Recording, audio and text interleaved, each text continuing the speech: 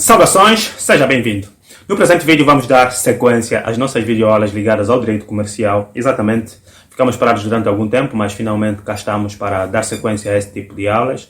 E quero desde já dizer que estamos efetivamente de parabéns, porque no pretérito dia 9 de junho completamos 2 anos de existência e, no entanto, não celebramos como devíamos, tudo porque, infelizmente, mais uma vez, não contamos com a vossa colaboração. É uma pena, mas a gente não para, cá estamos para dar sequência efetivamente às nossas videoaulas e hoje, como disse inicialmente, abordaremos sobre o direito comercial e nesta senda trouxe aqui como tema essencial a classificação dos atos de comércio. No entanto, convido-lhe já, se for novo no canal, a inscrever-se, a deixar o seu gosto, comentário, sugestão ou crítica, ativar o sino para que o YouTube lhe possa notificar sempre que subimos vídeos novos e, caso queira, compartilhe o máximo que puder para que mais pessoas possam ter acesso aos nossos conteúdos e desta maneira também possamos contribuir para a sua cultura jurídica. E se ainda não sabe, eu sou o Jorge Reis e este é o Chusbia.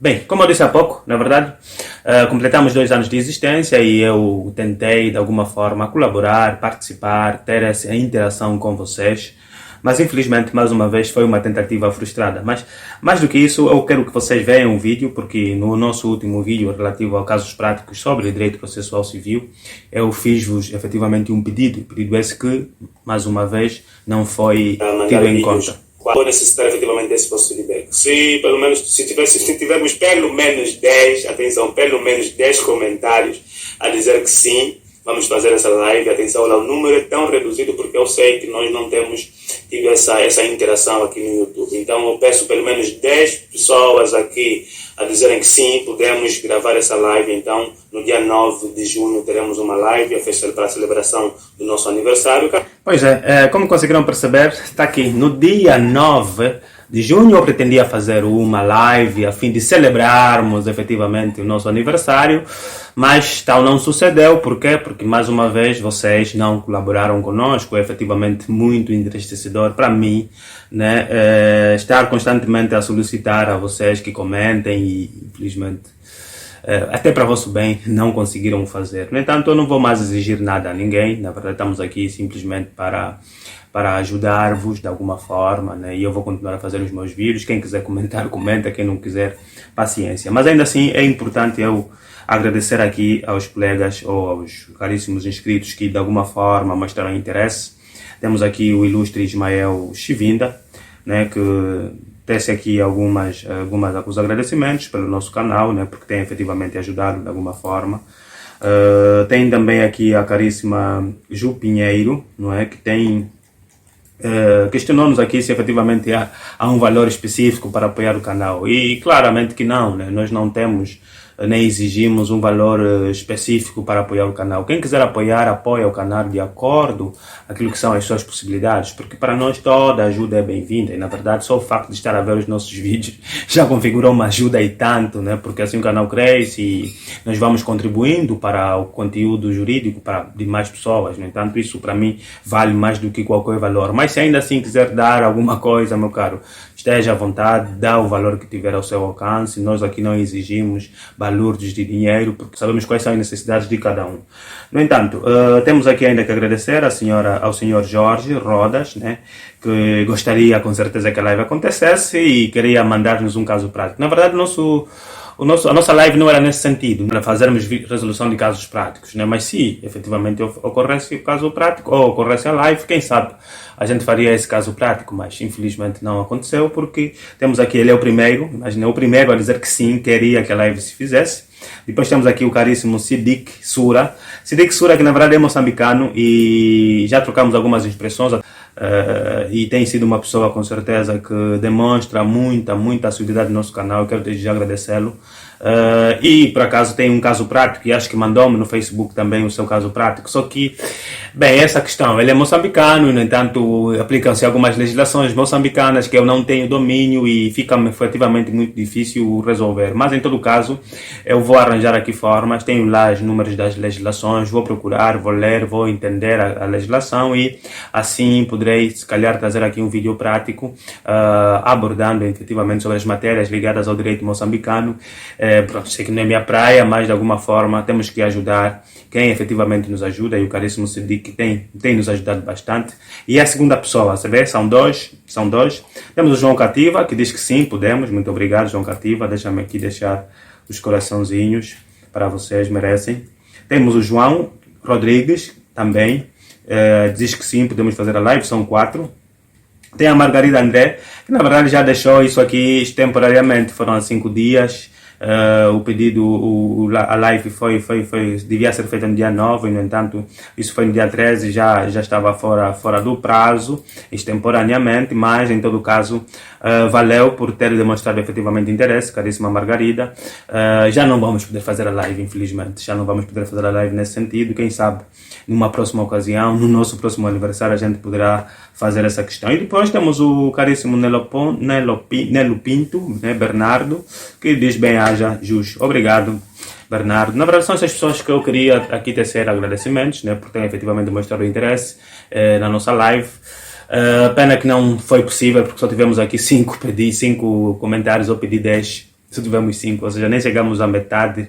Chegamos à metade, né, mas o quinto já foi extemporâneo, então é uma pena, e eu não vou estar aqui a exigir mais nada a ninguém. Estão todos livres de aceder ou não aceder àquilo que são os nossos pedidos. No entanto, sem mais delongas, e para dar sequência àquilo que é o nosso tema de hoje, não é? Nós vamos abordar então sobre a classificação dos atos de comércio. No entanto, tivemos aqui nos últimos tempos a vaguear sobre a questão dos atos de comércio como tal, e sabemos que o ato de comércio configura um dos objetos do direito comercial, e ele também tem as suas várias classificações. E essa classificação, segundo a doutrina, está dividida em 2 ramos essenciais. Temos a classificação stricto sensu, ou com base ao critério particular, e por outro lado tem uma classificação segundo os negócios jurídicos. No entanto, dentro do critério particular ou stricto sensu, nós vamos encontrar os atos de comércio objetivos e subjetivos, os atos de comércio absolutos e relativos, os atos de comércio substancialmente comercial e formalmente comercial,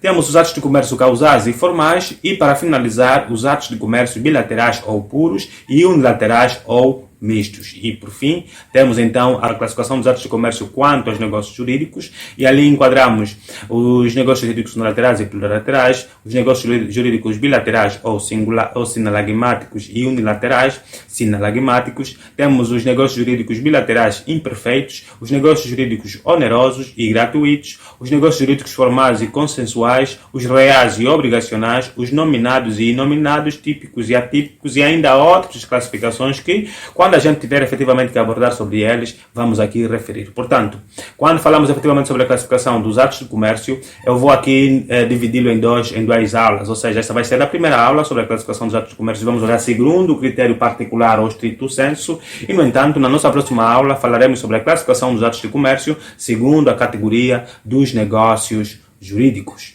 No entanto, sem mais delongas, vamos então olhar aqui para a primeira classificação dos atos de comércio em objetivo e subjetivo. Na verdade, é uma questão que nós já, por acaso, aqui andamos a vaguear. Na verdade, quando começamos a falar sobre o objeto do direito comercial, nós vimos efetivamente que os atos de comércio como objeto do direito comercial estão divididos em atos subjetivos e atos objetivos, e, no entanto, os atos de comércio objetivos são aqueles que se encontram efetivamente taxativos na lei, e basta que a gente os preencha ou os pratique tal como a lei prevê, para que efetivamente possam ser considerados como comerciais. Daí é que nós vamos encontrar sua consideração legal nos termos do artigo 1º do Código Comercial, conjugado ou combinado com o artigo 2º, primeira parte, também do Código Comercial. No entanto, segundo este critério, os atos de comércio objetivos são todos aqueles que se acham regulados especialmente pelo Código Comercial, sejam ou não comerciantes as pessoas que os pratiquem.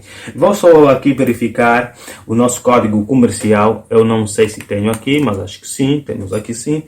está aqui o Código Comercial, para que efetivamente possamos ter mínimas luzes sobre essas questões. Meu caro, então, sempre que eu pratico um ato que esteja efetivamente taxativo na lei, não obstante ao não ser comercial, aquele ato configura-se como sendo comercial. No entanto, a título de exemplo, é a questão da própria compra e venda. Perfeito, a compra e venda pode ser feita por qualquer pessoa. Eu posso comprar um bem, mesmo não sendo comerciante, você pode vender um bem, mesmo não sendo comerciante. No entanto, praticando este ato, estamos a praticar um ato comercial do ponto de vista objetivo. Temos aqui o artigo 1º do Código Comercial, que estabelece: a lei comercial rege os atos de comércio, sejam ou não comerciantes as pessoas que nele intervêm. Perfeito. No entanto, o artigo 2º estabelece a questão dos atos de comércio objetivos, atenção que é só a primeira parte. Serão considerados atos de comércio todos aqueles que se acharem especialmente regulados neste Código, especialmente regulados neste Código. No entanto, nós temos aqui o Código Comercial dividido em duas partes, perfeito. Temos aqui o livro primeiro, que é inerente à parte geral do Código Comercial. Atenção, tem aqui Código Comercial português, mas não ligam. Na verdade, o Código Comercial é o mesmo ainda aqui em Angola também.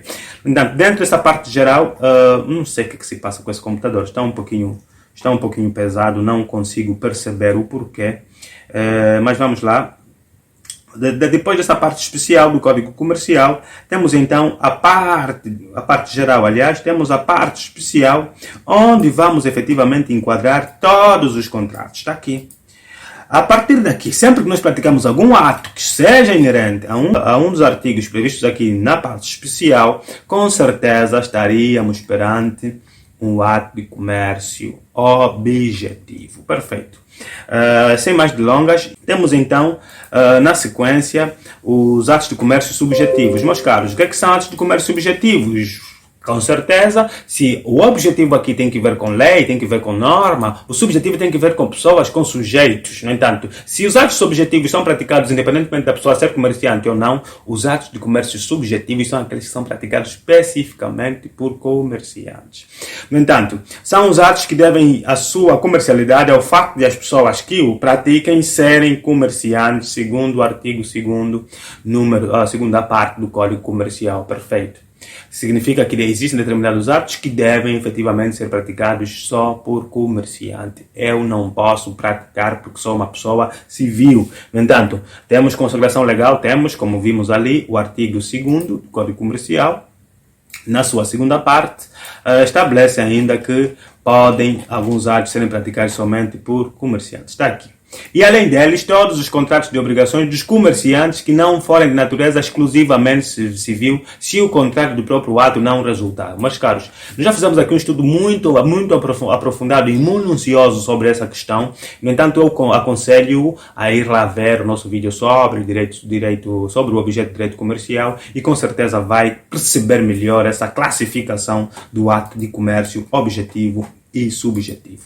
Sem mais delongas, vamos agora olhar para uma segunda classificação, que é a classificação dos atos de comércio absolutos e relativos. E atenção que esta classificação é feita segundo um critério na estrutura do próprio ato de comércio. No entanto, o que seria um ato de comércio absoluto? O ato de comércio absoluto, os atos de comércio absolutos, são aqueles que basta a ocorrência da previsão legal dos seus elementos para que sejam considerados comerciais. Ou seja, a natureza do ato de comércio funda-se na própria atividade mercantil. Isto é, são tipificados em função das necessidades de comércio. Perfeito. Significa que, a partir do momento em que o indivíduo pratica um ato tal como a própria lei prevê, é um ato efetivamente comercial, está aqui a praticar um ato absolutamente comercial. Por quê? Porque a natureza do ato nasce efetivamente da atividade mercantil. No entanto, estes atos absolutos têm a sua classificação, as suas espécies também, ou subespécies, ou subclassificações. E vamos encontrar aqui, primeiramente, os atos absolutos por serem caracterizadores das atividades que constituem, perfeito. Nós vamos dizer que, em norma, existem sujeitos exclusivamente comerciais, sabem, né? Sim, sabem, com certeza que sabem. As sociedades comerciais são constituídas especificamente para praticar atos de comércio. No entanto, têm que, dentro delas, estabelecer uma atividade comercial. E, assim sendo, esses atos que eles vão praticar estão intrinsecamente ligados a um ramo da atividade comercial e, no entanto, temos aqui os atos absolutos por serem caracterizadores da atividade que constituem objeto do próprio direito de comércio. No entanto, temos aqui as atividades industriais, por exemplo, as atividades de intermediação, as atividades financeiras, as atividades de prestação de serviço. Logo, quem pratica, uma sociedade comercial que pratica a atividade comercial inerente à prestação de serviços, está a praticar com certeza atos de comércio absolutos. No entanto, os bancos, por exemplo, estamos aqui a falar das empresas de microcréditos, estamos a falar de outras empresas ligadas às instituições financeiras ou atividade financeira, a própria seguradora, a própria Bodiva, em norma praticam atos de comércio absoluto. Por quê? Porque estão englobados dentro dessa atividade comercial. No entanto, para além desses atos absolutos por serem caracterizadores da própria atividade que constituem o direito de comércio, temos ainda os atos absolutos em razão da sua forma. Por quê? Porque, na verdade, aqueles atos concretos são, na sua essência, comerciais. O seu formalismo, a sua forma, exige que os mesmos sejam comerciais. E aqui enquadramos não só os títulos de crédito, não é?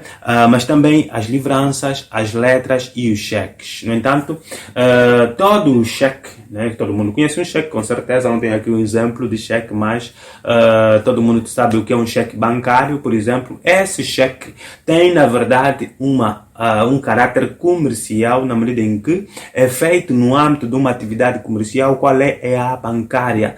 E assim sendo, a partir do momento em que eu passo o cheque para si, existe uma forma. Qual é a forma do cheque? De cheque é escrita, tem de ser escrita. Assim sendo, estaria a praticar um ato de comércio absoluto. Conseguiu perceber? Perfeito. Temos ainda as letras, as livranças e os títulos de créditos, que também são de conhecimento da maioria. E para finalizar, temos os atos absolutos em razão do objeto sobre o qual incidem. Em razão do objeto sobre o qual incidem. Significa que, em determinadas circunstâncias, há objetos que só pela sua natureza são efetivamente comerciais. No entanto, a partir do momento em que o negócio jurídico incide sobre aquele objeto, estaríamos aqui a trazer um ato de comércio absoluto. Daí é que nós temos aqui a título de exemplo a questão do estabelecimento comercial. Meu caro, nós vamos depois lá mais para frente abordar sobre a questão do estabelecimento comercial e assim de forma sintética dizer que o estabelecimento comercial configura não só aquele estabelecimento onde é feita a venda, não é, ou a prestação de serviços, mas sim a própria universalidade de todos os atos, não só as coisas corpóreas, mas também as incorpóreas, estamos assim dizendo. O estabelecimento onde é feita a atividade, os próprios bens e serviços que podem ser alienados ou prestados. Temos também ali a própria firma, o nome do estabelecimento. Tudo isso, todo esse conjunto de coisas corpóreas e incorpóreas configura um estabelecimento comercial.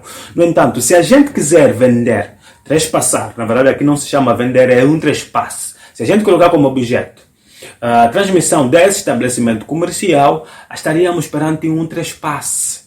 Okay? E o trespasse, por si só, é um ato é um negócio jurídico que incide, cujo objeto incide sobre o estabelecimento comercial. E, consequentemente, estaríamos perante o ato absoluto, porquanto o objeto sobre o qual incide é um estabelecimento comercial e, no entanto, vai visar o quê? A prática da atividade comercial. Porque se eu quiser comprar o teu estabelecimento comercial, compro não só aqueles elementos todos, como eu disse, mas também a própria clientela, porque eles virão comprar, continuarão a comprar e eu continuarei a exercer a atividade comercial. Portanto, há aqui efetivamente um ato de comércio absoluto. No entanto, se quiser encontrar a consagração legal do que diz respeito ao trespasse, basta ir ao Código Civil, com certeza, mas também hoje em dia nós temos já nos termos da Lei do Arrendamento Urbano um artigo que fala sobre a questão do trespasse, que efetivamente incide sobre o estabelecimento comercial. No entanto, para além desses atos de comércios absolutos, temos atos de comércio relativos ou por conexão. E, no entanto, vamos falar sobre eles agora. Atos relativos ou por conexão. Os atos relativos ou por conexão são aqueles que estão dependentes de um ato de comércio absoluto para que serem considerados atos de comércio. Perfeito. Significa que, se no ato de comércio absoluto a lei estabelece que os mesmos são efetivamente comerciais, porque a sua atividade ou incidem sobre a sua natureza é efetivamente mercantil, aqui, na verdade, o ato de comércio relativo dependerá de um ato de comércio absoluto. E, no entanto, esses atos de comércio absolutos ou relativos ou por conexão também têm as suas modalidades. Temos atos relativos ou por conexão subjetiva, não é? Subjetiva, estamos a falar que é sujeitos, estamos a falar de sujeitos, pessoas. No entanto, são aqueles que abrangem todos os atos de comércio subjetivos em função do artigo 2º a segunda parte. O que é que isso quer dizer? Quer dizer que os atos de comércios relativos ou por conexão são aqueles que, algumas vezes, dependerão de atos praticados pelo... No entanto, depois disso, temos os atos de comércio relativos ou por conexão objetiva, ou seja, os que abarcam determinados atos objetivos, como, por exemplo, o depósito, o mandato, o trespasse, entre outros. Meus caros, o que é que isso quer dizer? Quer dizer que o depósito, atenção, o depósito é um contrato civil também, mas existe um depósito comercial, perfeito. Existe um mandato comercial, perfeito. O trespasse é efetivamente um ato comercial absoluto. Assim sendo, imaginemos que eu faço um mandato ou um mandato a si, não é? Ou seja, constituo a si como meu mandatário, para praticar, por exemplo, um ato de comércio absoluto, no caso, o trespasse. Não é? Você vai ser meu mandatário comercial, no entanto, esse mandato comercial configurará posteriormente um ato de comércio relativo, porquanto o mandato comercial dependerá do ato absoluto que vais praticar a posterior, que é, na verdade, o ato de comércio trespasse, não é? Trespasse. Também incluímos o contrato de transporte, enfim, são vários outros princípios, ou são vários outros atos de comércio que, em norma, configuram não só o ponto de vista objetivo, mas também do ponto de vista relativo, na medida em que a própria lei assim determina. São absolutos quando, na verdade, a sua natureza seja efetivamente mercantil e a lei assim determina, e são absolutos, são relativos ou por conexão, quando, na verdade, dependam daquilo que é um ato de comércio absoluto. E, no entanto, esses atos de comércio relativos ou por conexão enquadram-se não só os atos relativos ou por conexão subjetiva, quando dependem efetivamente de uma pessoa comerciante, mas também do ponto de vista objetivo, quando a própria lei assim determina, e temos, a título de exemplo, vários atos aqui apresentados.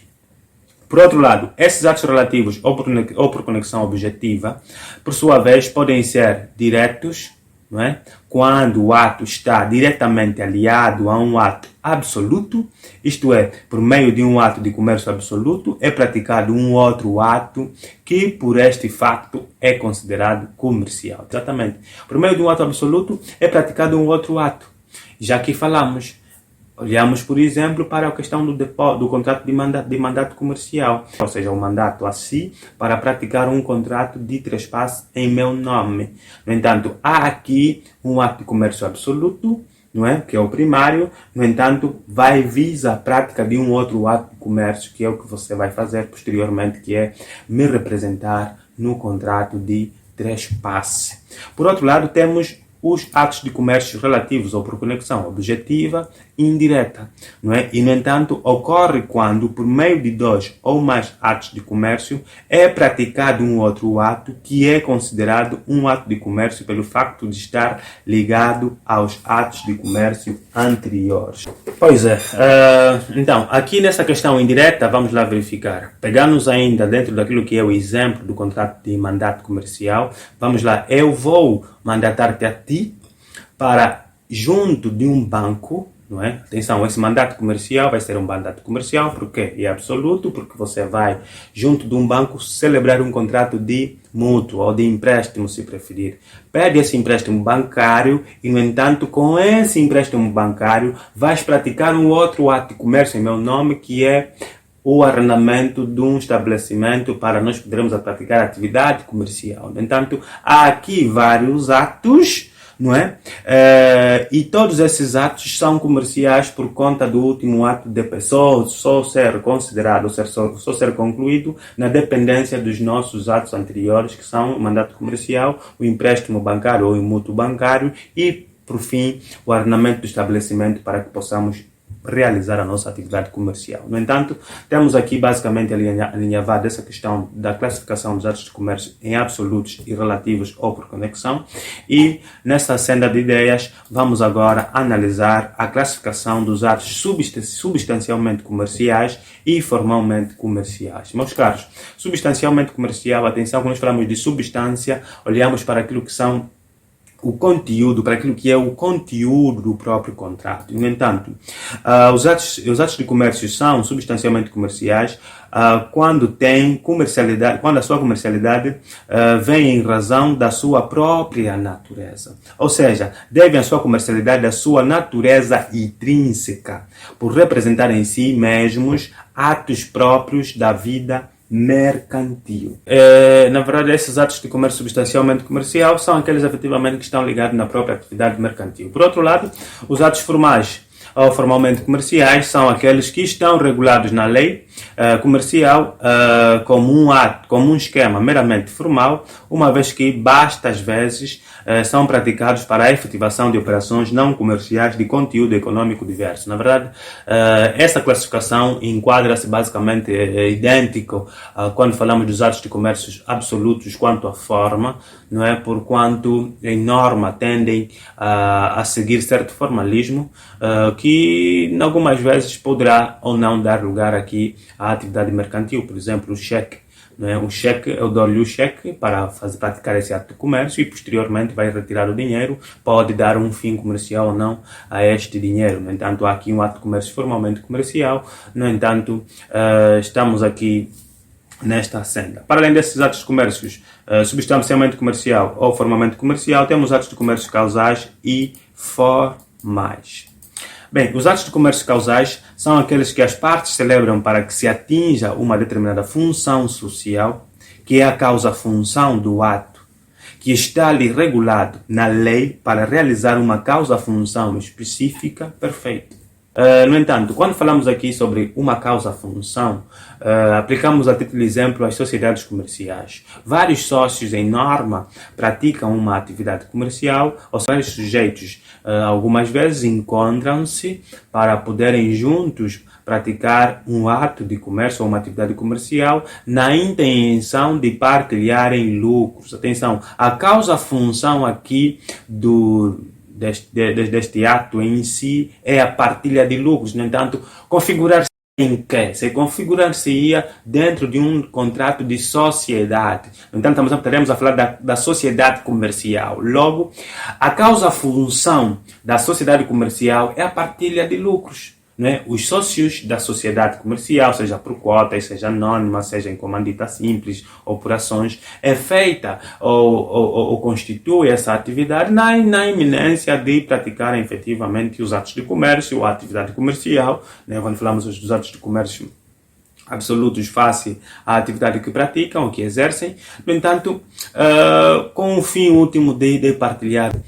Por outro lado, temos aqui os atos de comércio ou abstratos, formais ou abstratos. Na verdade, esses atos de comércios formais ou abstratos são aqueles que se figuram como um meio suscetível de realizar distintas causas, funções.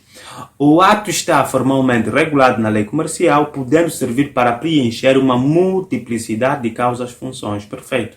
Olhando há pouco, falamos que nos atos causais só temos uma causa-função e olhamos para o contrato de sociedade cuja causa-função é a partilha de lucros. No entanto, aqui vai existir várias causas-funções. Vamos imaginar, por exemplo, um cheque. Não é? O cheque normalmente é ao portador ou nominado. Nominado quando tem lá o nome do beneficiário e ao portador quando seja no indivíduo que detenha efetivamente o cheque.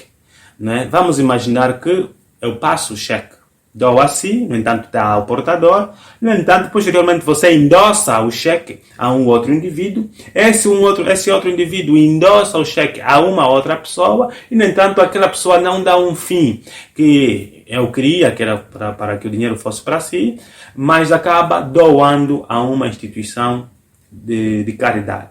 No entanto, está aqui, dentro do único ato de comércio que está efetivamente regulado na lei, que é o cheque, não é? Nós praticamos vários atos e, no entanto, esses vários atos configuraram uma multiplicidade de causas-funções, na medida em que a minha causa-função inicial era passar o dinheiro para si, não é? Na eventualidade de você comprar alguma coisa para o exercício da nossa atividade comercial ou para seu benefício próprio. No entanto, você acaba endossando nesse cheque, dando a uma outra pessoa, e essa outra pessoa dá a uma outra, que até culminar com a doação. Atenção, doação é um ato não comercial, é meramente civil e, no entanto, tem consagração legal nos termos do Código Civil e, consequentemente, não foi dado o fim desejado e acabou por ter aqui várias causas, funções num único ato de comércio. No entanto, temos assim consumada a classificação dos atos de comércio em causais e formais ou abstratos.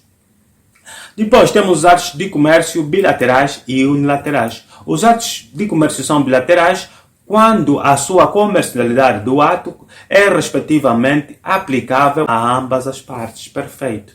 Vamos lá imaginar, compra e venda. Compra e venda é um ato de comércio, é sim um ato de comércio, é formal, é absoluto, porquanto tem regulação legal nos termos do nosso Código Comercial, artigo 463 e seguintes, ou 464, salvo erro, e, no entanto, eu vendo o bem, ou vários bens a si, aqui um ato de comércio absoluto, e, no entanto, o seu fim é efetivamente revender esses produtos. Há aqui um ato de comércio bilateral, na medida em que ambos temos como fim a comercialidade desse ato ou desses produtos. Por outro lado, os atos de comércio seriam unilaterais, não é? Unilaterais quando, na verdade, a comercialidade do ato é aplicável apenas para uma das partes. Perfeito. Eu vendo o bem para si, praticamos aqui um ato de comércio, entretanto você comprou o bem para uso próprio. Compraste o carro para uso próprio, compraste a casa para uso próprio, compraste a roupa para uso próprio. No entanto, aqui um ato de comércio é unilateral, porquanto a comercialidade incide tão somente a mim e não para si. Portanto, meus caros, temos por concluída a nossa aula de hoje. Eu espero ter sido claro e conciso nessa minha abordagem. Olhamos aqui do modo geral para aquilo que são os atos de comércio na sua classificação do ponto de vista estrito sensu ou particular. Vimos aqui várias classificações, desde os atos objetivos e subjetivos, olhamos para a classificação dos atos absolutos e relativos, olhamos para a classificação dos atos de comércio em substancialmente comerciais e formalmente comerciais, olhamos também para os atos de comércio causais e formais ou abstratos, e para finalizar olhamos então para essa classificação entre atos de comércio unilaterais e bilaterais. No entanto, meus caros, concernente a essa questão é tudo. Nos vamos na próxima aula olhar para a segunda parte, onde falaremos sobre a classificação dos atos de comércio quanto à natureza ou quanto aos negócios jurídicos, e portanto espero eu que fique aí ligado nas próximas aulas, porque nós estamos aqui para efetivamente o servir. E pronto, se publicar, se não publicar, se comentar, se não comentar, isso para nós, como eu disse inicialmente, agora é irrelevante. Portanto, espero por si no próximo vídeo. Se existirem dúvidas sobre essa questão, já sabe, não hesite, entre em contato através das nossas redes sociais, desde que efetivamente faça uma contribuição. E por outro lado, deixe a sua sugestão ou crítica também nos nossos comentários, de modo a que nós possamos efetivamente melhorar a cada dia, né? Porque esse é o nosso objetivo, trazer melhor conteúdo para si todas as vezes que a gente cá vir. E, por outro lado, agradeço pela sua audiência e pelo tempo dispensado. Espero por si num próximo vídeo e, como sabe, eu sou o Jorge Reis e este é o Jusbia.